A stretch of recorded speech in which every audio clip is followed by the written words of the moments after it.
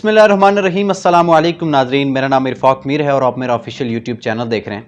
नाजरीन, तहरीक लब्बैक पाकिस्तान के सरबराह अल्लामा हाफिज़ साद हुसैन रिजवी साहब ने पंजाब कॉम्प्लेक्स में कैलीग्राफी के कंपटीशन में एक खिताब किया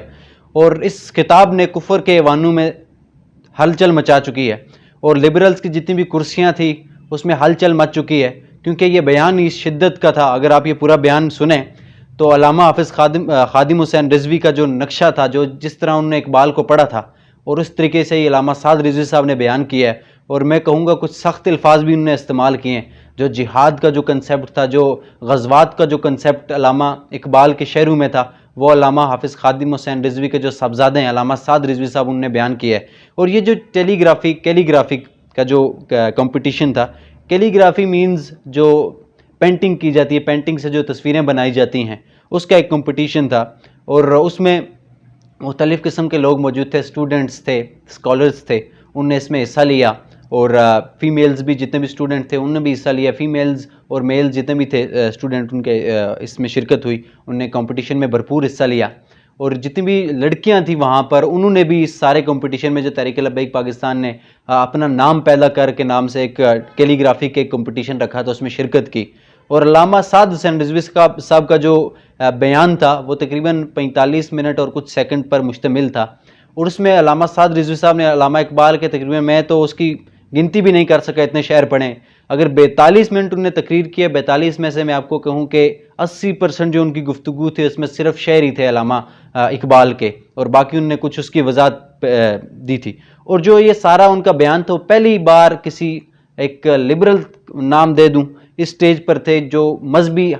जितनी भी तकरीबात होती हैं उससे हट कर उनका ये पहला ही कोई बयान था। और उसमें अल्लामा साद हुसैन में अपने पहले ही जो बयान था उसमें से उनको अगर नंबर दिए जाएँ तो 100 में से 100 बनते हैं, क्योंकि अल्लामा साद हुसैन रिजवी साहब ने जो तहरीक लब्बैक पाकिस्तान का जो नज़रिया है, जो नामूस रसालत और ख़त्म नबूवत का जो मजबूत स्टैंड है मुसलमानों का, उसको वाज़ह किया है। और उन्होंने एक बात का जिक्र किया कि आज हम लोग यूरोप के पीछे पड़े, हम उनकी मगरबी कल्चर के पीछे पड़े, क्योंकि ख़वातीन भी वहाँ पर बैठी हुई थी, वहाँ पर बच्चे भी बैठे हुए थे, स्टूडेंट भी बैठे हुए थे। उन्होंने एक क्लियर स्टैंड दिया है वहाँ पर और क्लियर एक पैगाम जारी किया तहरीक लब्बैक की तरफ से कि ये मगरबी कल्चर है, इसके ऊपर, इसके पीछे भागने की ज़रूरत नहीं है। इनके पीछे हम भाग रहे हैं कश्मीर के मसले के ऊपर, फ़लस्तीन के मसले के ऊपर, बर्मा, शाम, अफ़गानिस्तान, इन सारे मसलों के ऊपर हम अक़वाम मुत्तहिदा और मगरब को देख रहे हैं, लेकिन हमें इस चीज़ की ज़रूरत नहीं है। वो लोग हमें इस चीज़ के ऊपर नहीं देख रहे, वो देख रहे हैं कि हम इनको किस तरह तकसीम करना है, किस तरह इनके ऊपर चालें चलनी है। और हम इनके कल्चर के पीछे, हम मगरबी कल्चर को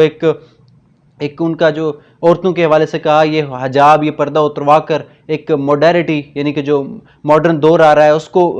उसका नाम दिया जा रहा है। लेकिन हमारा जो इस्लाम है उसका जो कंसेप्ट है वो ज़्यादा अजीम है। और सहाबा इकराम के गज़वात का जिस तरह उन्होंने जिक्र किया और जो जंगों का जिक्र किया, उस कुफर के और उनके जो यार बैठे हुए हैं उनको बिल्कुल थरथरी मच चुकी है उनके दिलों के ऊपर। क्योंकि अल्लामा साद रिजवी साहब का पहला ऐसा बयान है जब उनने किसी ऐसी मजहबी जो उनका TLP से हट कर एक तकरीब से ख़िताब किया हो, तो पहला ही ख़िताब था और उसने हलचल मचा दी है। और जितने भी लोग वहाँ पर बैठने वाले थे, तो उनने ये सोचा होगा कि इससे ज़्यादा हमने इकबाल किसी को नहीं पढ़ते हुए सुना। क्योंकि अल्लामा साद रिजवी साहब ने बड़ी इंपॉर्टेंट चीज़ वहाँ पर डिस्कस की कि अल्लामा जो इकबाल है उनके बारे में सिर्फ एक ही चीज़ बताई जाती है कि वो क्लीन शेव करते थे और खुद ही का सिर है निहा और की मोहम्मद से वफा। बाकी और अल्लामा जो इकबाल है उनके बारे में कोई नहीं बताया जाता कि किस तरह उन्होंने दलेरी और बहादुरी के लिए उम्मत मुसलमा को बेदार करने के लिए जो शेर लिखे हैं, और मगरबी कल्चर से इकबाल ने किस तरह आगाही दिलाई है। क्योंकि मगरबी कल्चर के हवाले से अल्लामा साद हुसैन रिजवी साहब ने कहा कि मगरबी कल्चर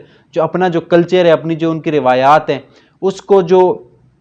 पेश कर रहा है उम्मत मुसलमा के सामने, वो शीशों में रख कर, पर्दों में रख कर पेश कर रहा है, ताकि ये हर तरफ से देखें तो इसको एक अच्छा लुक आए इसका। लेकिन अंदर इसके अंदर जो गन छुपी है वो कोई नहीं देख सकता, क्योंकि हमारा जो इस्लाम है वो बेटियों को भी पर्दा करने का हुक्म देता है और उनको एक अजीम साबित करता है। तो ये जो कल्चर है इसके पीछे भागने की ज़रूरत नहीं है। इस्लाम बहादुरी और दिलेरी का दर्स देता है। और साद रिजवी साहब ने बड़ी इंपॉर्टेंट चीज़ वहाँ पर डिस्कस की, क्योंकि TLP के हवाले से भी जब उनके धरने होते हैं तो ये बात कही जाती है कि इस्लाम तो अमन का दर्स देता है, ये कौन सा तरीका है कि आप इस तरह जंग की बात करें, एटम बम की बात करें। तो उन्होंने कहा कि इस्लाम अमन के साथ साथ खैरत का भी दर्स देता है। और अगर अल्लामा इकबाल के शेरों को उन्होंने जिक्र किया, क्योंकि जिस तरह अल्लामा इकबाल को खादिम हुसैन रिजवी साहब के साहबजादे साद रिजवी साहब ने बयान किया है, उतनी तो हमारी भी नहीं पहुँच है। हमें तो कुछ शायर अल्लामा इकबाल के याद होंगे, तो शायर तो मैं नहीं पढ़ सकूँगा, लेकिन उनका जो मफहूम था अल्लामा इकबाल के जितने भी गज़वात के ऊपर, दलेरी और बहादरी के ऊपर जितने भी शेर थे, वो अल्लामा हाफिज़ खादिम हुसैन रिजवी साहब के साहबजादे साद हुसैन रिजवी साहब ने वहाँ पर पढ़े। और अभी जो मैं अपनी जो स्पीच कर रहा हूँ, जो आपके सामने ये सारी चीज़ें रख रहा हूँ, इसमें मैं एक चीज़ बड़ी इंपॉर्टेंट डिस्कस कर रहा हूँ कि मैं अल्लामा साद रिजवी साहब का जब भी नाम ले रहा हूँ तो अल्लामा खादिम हुसैन रिजवी साहब का लाजमी ले रहा हूँ। वजह यही है कि जो अल्लामा इकबाल का जो असल तस्वर है वो अल्लामा हाफिज़ खादिम हुसैन रिजवी ने हमारे सामने रखा। जो उनकी असल शेरों का जो मफहूम था, जो निचोड़ था, वो अल्लामा खादिम हुसैन रिजवी साहब ने हमारे सामने रखा। और जिस तरह अल्लामा साद हुसैन रिजवी साहब ने ये बात वहाँ पर डिस्कस की, ये जो सारा फैज़ है, जो इकबाल है, वो मुझे खादिम हुसैन रिजवी साहब से मिला है। तो ये जो बयान था ये एक इब्तिदा है, यकीनन, क्योंकि TLP को चाहिए कि ऐसी जितनी भी और तकरीबात हैं उसका इनेकाद किया जाए और ये एक पैगाम दिया जाए कि जो मजहबी तबके हैं वो सिर्फ मजहबी ही चीज़ों को नहीं लेके चलते, वो आजकल की हर चीज़ को समझते हैं, इकॉनमी को भी समझते हैं, वो तालीमी निज़ाम को भी समझते हैं, मईशत के निज़ाम को भी समझते हैं, लॉ के निज़ाम को भी समझते हैं, हर स्ट्रक्चर में उनका एक रोल है।